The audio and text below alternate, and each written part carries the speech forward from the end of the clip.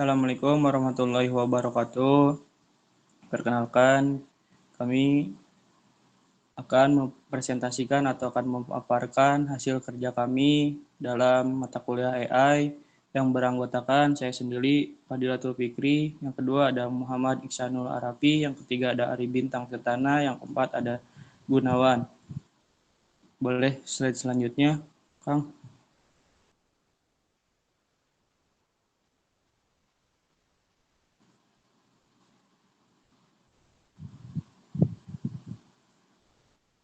Boleh digeser ke slide selanjutnya. Satu lagi, Kang. Boleh dilanjut oleh Kang Ari Bintang Tirtana.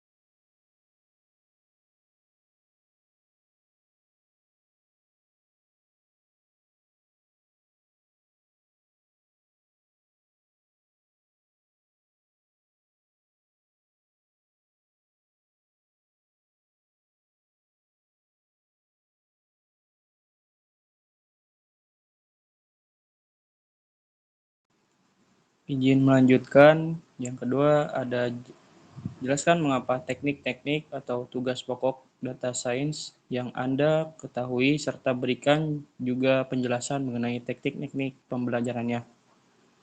Izin melanjutkan. Yang pertama ada pengumpulan dan pemrosesan data. Teknik web scraping, AFI, integrasi data, pembersihan data atau penanganan data yang hilang atau normalisasi dan lain-lain. Dalam artikel Data Processing Adequacy for the Data Mining tahun 2016, penulis menjelaskan berbagai teknik pemrosesan data seperti pembersihan, integrasi, transportasi, dan redukasi. Yang kedua ada eksplorasi data dan analisis, teknik visualisasi data, statistik, deskriptif, analisis, korelasi, deteksi, anomali. Yang ketiga ada pemodelan dan machine learning, teknik regresi, klasifikasi, clustering, pembelajaran terawasi, pembelajaran tidak terawasi, deep learning, dan lain-lain. Yang keempat ada evaluasi dan validasi model. Teknik cross validation, metrik evaluasi atau akurasi, presisi, recall, F1 score atau uji signifikan. Yang kelima ada development dan pemantauan model. Tekniknya adalah kontrainalisasi, AFI, pemantauan kinerja model, pembaruan model, dan lain-lain. Teknik pembelajaran atau machine learning. Yang pertama ada pembelajaran terawasi atau supervised learning. Tekniknya adalah regresi linear atau regresi logistik dan decision trees random process. Yang kedua ada pembelajaran tidak terawasi atau unsupervised learning. Teknik clustering, redukasi dimensi, asosiasi. Yang ketiga ada pembelajaran reinforcement atau tekniknya adalah key learning, deep key network atau policy gradient. Yang keempat ada deep learning. Tekniknya adalah convolutional neural network atau disingkat CNN. Yang kedua recurrent learning network atau RNN. Yang ketiga ada long short-term memory atau LSTM.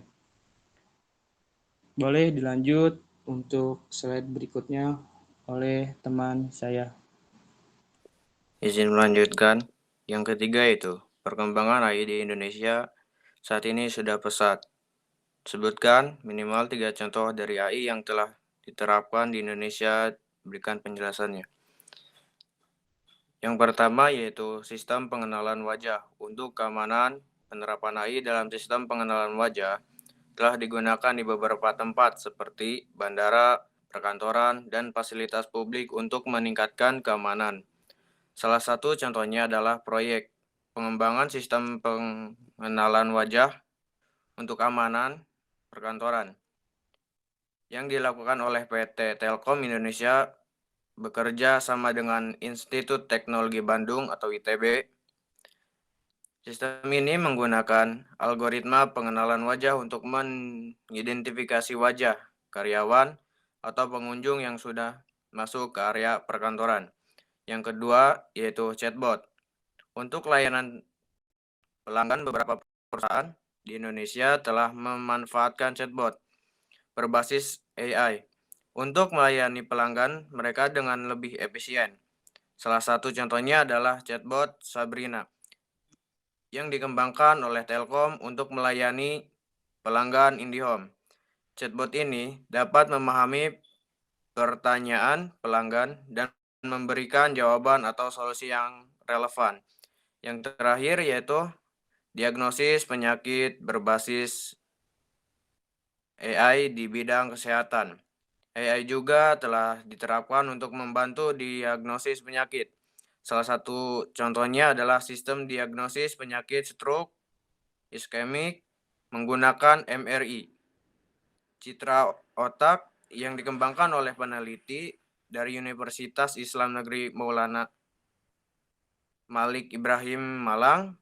Sistem ini menggunakan teknik deep learning untuk menganalisis citra MRI otak yang mendeteksi adanya stroke iskemik. Selanjutnya dilanjutkan oleh teman saya.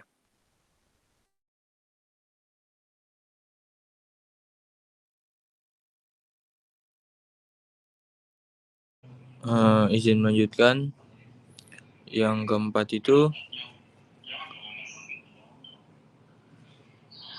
itu ada yang pertama ada menurunkan angka kematian.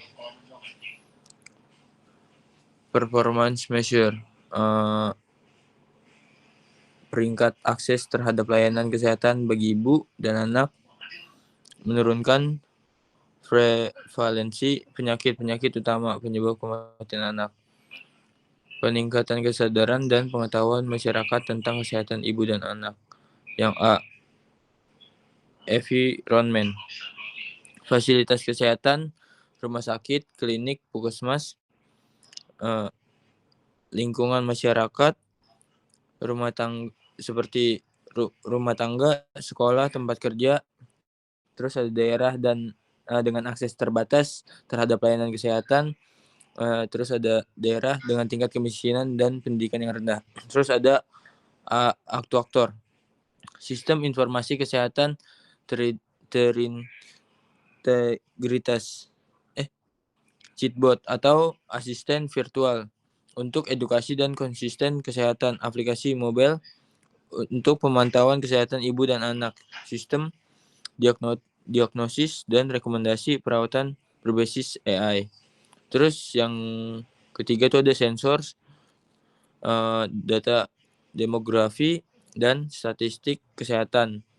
Terus ada data penyakit dan penyebab kematian anak. Yang ketiga itu ada data nutrisi dan pertumbuhan anak. Keempat ada data vaksinasi dan imunisasi. Yang kelima ada data akses terhadap air bersih dan sanitasi. Yang keenam ada data sosial sampai ekonomi dan pendidikan masyarakat. Terus yang kedua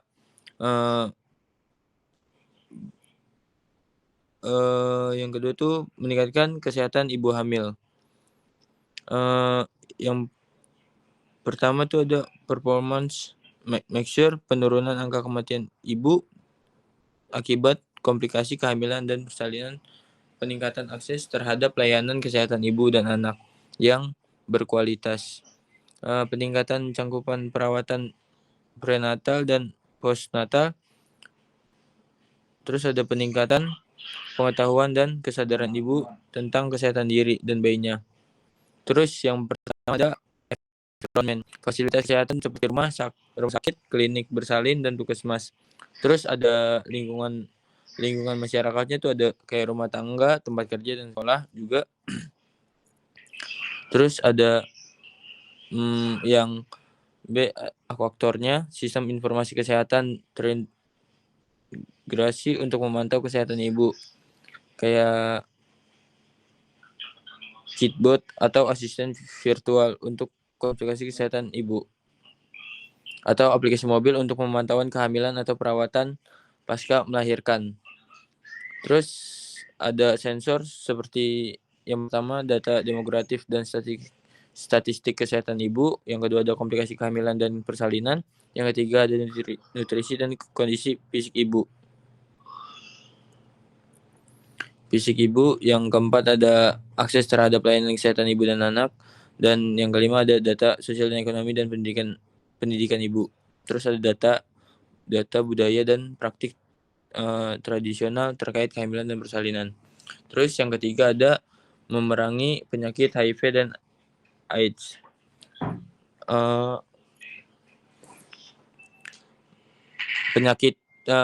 Penyakitnya itu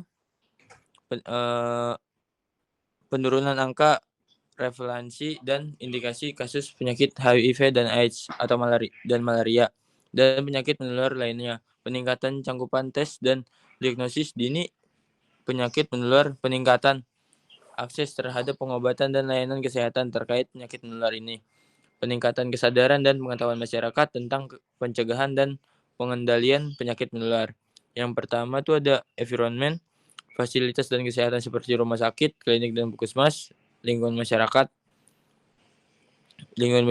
seperti rumah tangga, tempat kerja dan sekolah, daerah dengan tingkat prevalensi penyakit menular yang tinggi, daerah dengan akses yang terbatas terhadap layanan kesehatan dan sumber daya yang memadai. Terus yang B ada faktor sistem informasi kesehatan terintegrasi untuk memantau kasus dan penyebaran penyakit menular. Terus ada C sensor. Yang pertama itu ada data epidemiologi dan penyebaran penyakit menular. Yang kedua ada data kasus dan hasil tes penyakit menular. Yang ketiga ada data faktor resiko dan determinan penyakit yang terkait penyakit menular itu. Terus ada yang kelima data akses terhadap layanan kesehatan dan sumber daya terkait. Terus yang keenam ada data sosial ekonomi dan demografi masyarakatnya. Sudah bisa dilanjutkan oleh teman saya.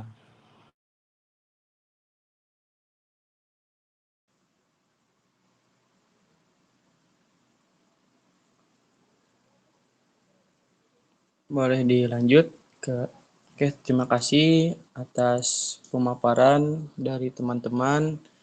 Kesimpulan dari kelompok kami sendiri, data science adalah bidang multidisiplin yang memanfaatkan data untuk menghasilkan wawasan, membuat prediksi, dan mendukung pengambilan keputusan yang berbasis bukti dengan mengintegrasikan teknik dari statistik, ilmu komputer, dan domain keahlian tertentu. Data science memungkinkan kita untuk memahami dan memanfaatkan data secara lebih efektif dalam berbagai aspek kehidupan dan industri. Data science memadukan berbagai bidang ilmu seperti statistik, matematika, ilmu komputer, dan domain pengetahuan tertentu untuk mengumpulkan, menganalisis, dan menginterpretasikan data serta untuk membuat prediksi atau keputusan yang diinformasikan oleh data.